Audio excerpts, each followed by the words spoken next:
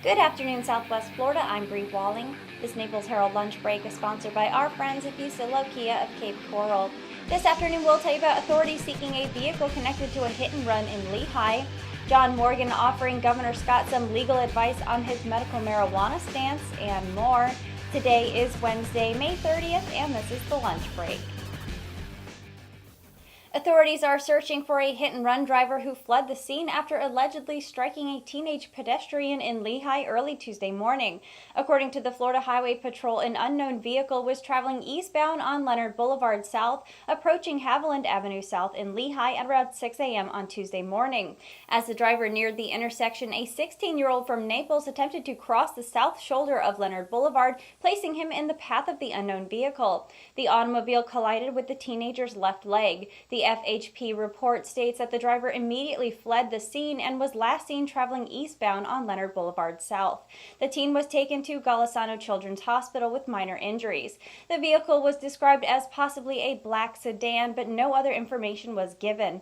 Anyone with more information on the accident is asked to contact the Florida Highway Patrol or Crime Stoppers at 1-800-780-TIPS. Florida's next agriculture commissioner is likely to back White House efforts to change the North American Free Trade Agreement as a way to help the state's farmers. Worried about the impact on Florida farmers, State Agriculture Commissioner Adam Putnam has been a frequent critic of the 24-year-old trade deal between the U.S., Canada, and Mexico. But as Putnam prepares to leave the commissioner's job after the November elections, most of the announced candidates from both parties also point to produce dumping from Mexico as one of the biggest negatives in Florida from the pact, which the Washington, D.C.-based Peterson Institute for International Economics has touted as a boon nationally to sectors ranging from oil and natural gas to beef and apple and soybean growers. Only David Walker, a marine biologist from Fort Lauderdale and one of two announced Democratic candidates seeking to replace Putnam, voiced straight opposition to a withdrawal from NAFTA, while other candidates offered varied approaches they would employ in pushing the White House to help Florida's agriculture industry.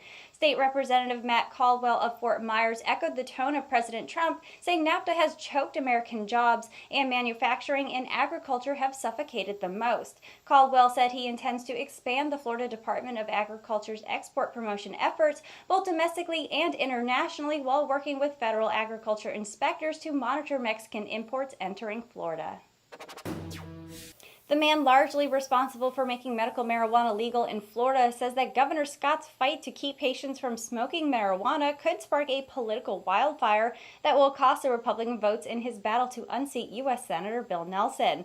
Orlando trial lawyer John Morgan, who spent more than 2 years and millions of dollars of his own money to convince voters to approve a constitutional amendment broadly legalizing medical marijuana, called on his governor to reverse his opposition to smokable pot or suffer the consequences.